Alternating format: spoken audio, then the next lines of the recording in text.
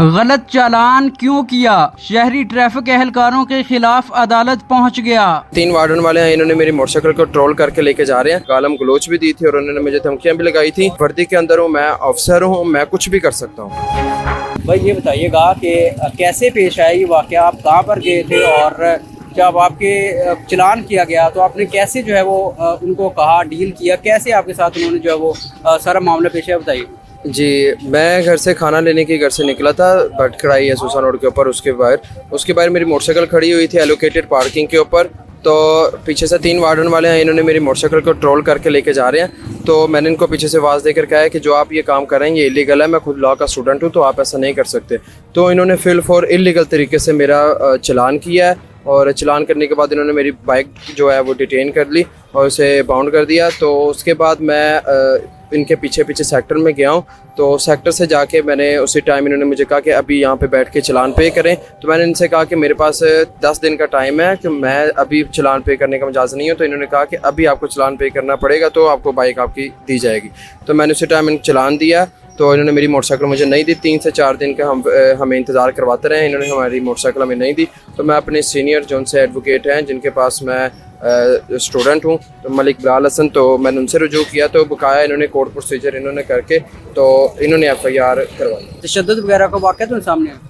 जी, जब मैंने इनको उसी टाइम चलान पे किया तो इन्होंने हमें कहा है कि हमारे जो उनसे अफसर हैं वो चले गए हुए हैं, तो आप सुबह को आएँ। मैं सुबह को गया हूँ तो इन्होंने कहा जी आपके आज नहीं, आपको कल को मिलेगी आपकी मोटरसाइकिल। तो मैंने इनको कहा भी था कि मैंने तो चलान पे कर दिया, तो अब मेरी चीज़ें मुझे वापस करें। तो इन्होंने मुझे 2 दिन के बाद भी नहीं की। फिर 3rd डे मैंने फिर सर से रब्ता करके तो हमने कोर्ट के अंदर रुजू किया था। और जब इन्होंने हमारा चलान किया था तो इन्होंने गालम गलोच भी दी थी और उन्होंने मुझे धमकियाँ भी लगाई थी कि मैं जो हूँ, मैं अपना वर्दी के अंदर हूँ, मैं अफसर हूँ, मैं कुछ भी कर सकता हूँ। अच्छा बिलाल साहब, ये बताइएगा कि FIR के अंदर 2 दफ़ात हैं, 155 और दफ़ा 420। इन दफ़ात को ज़रा हमारे नाज़रीन को ज़रा एक्सप्लेन करके बताइएगा और इस वाक़े के ऊपर आपका क्या रद्द है?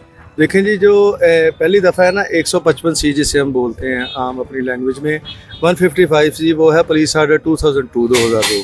वो ये होता है इसलिए कि कोई भी police officer constable to onwards IG Punjab क्यों ना हो, वो जो भी अपनी अथॉरिटी कंसर्न अथॉरिटीज़ है लीगल प्रेरोगेटिव से ट्रांसग्रेस करता है तो उसके खिलाफ ये FIR दर्ज होती है। क्योंकि इन्होंने इलीगल चलान किया, कोर्ट ने डिक्लेयर कर दिया कि ये चलान ही इलीगल है, तो जाहिर है फिर इन्होंने अपनी अथॉरिटी से तजावज़ किया, अथॉरिटी से ट्रांसग्रेस किया, तो 155C की FIR होगी। अब सवाल ये है जो अराइज़ हो रहा है कि इन्होंने 420 इनके खिलाफ कैसे लगी।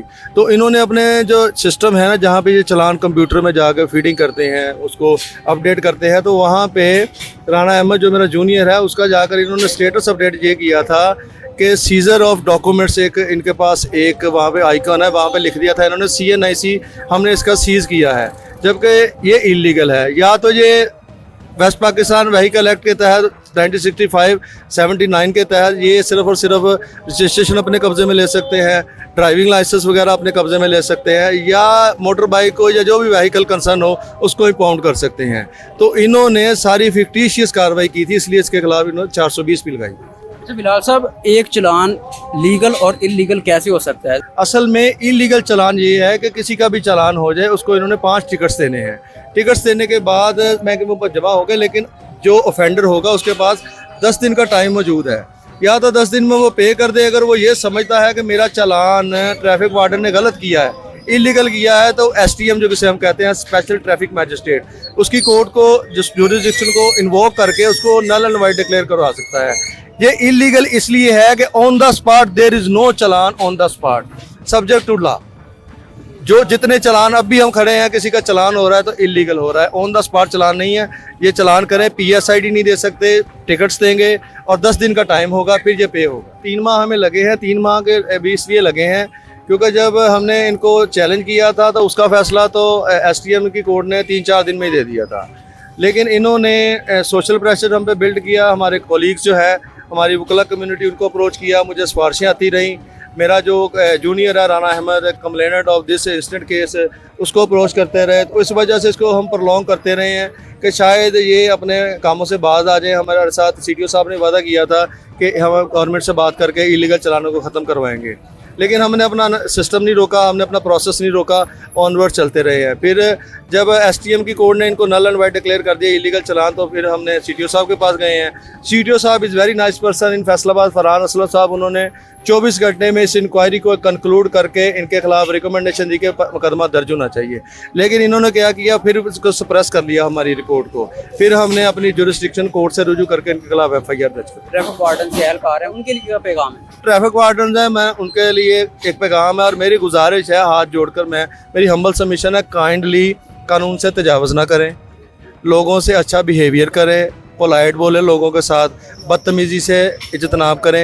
ये हाई हैंडेडनेस भी करते हैं, ये बदतमीज़ी भी करते हैं और लोगों का नाजायज़ चलान भी करते हैं। मेरा इनके साथ यही है, इनको पैगाम काइंडली लीगल प्रेरोगेटिव में रहते हुए चलान करें, इलीगल चलान ना करें। जनरल पब्लिक 2000 का आम ये चलान कर रहे हैं। किसी का भी चलान अगर होता है उसको ये होगा कि जी मेरे चेरी में कोर्ट में आने जाने पे जो ट्रांसपोर्टेशन का खर्चा होगा वो भी बतौर कौंसल मैं पे करूँगा और इसकी सिंगल पेनी नहीं होगी और बगैर फीस के मैं वो कंटेस्ट करूँगा और उसको इंसाफ लेकर दूंगा। FIR लाजमी दर्ज करवाऊंगा और साथ उसका चलान भी नल एंड वाइड और इलीगल डिक्लेयर करवाऊंगा।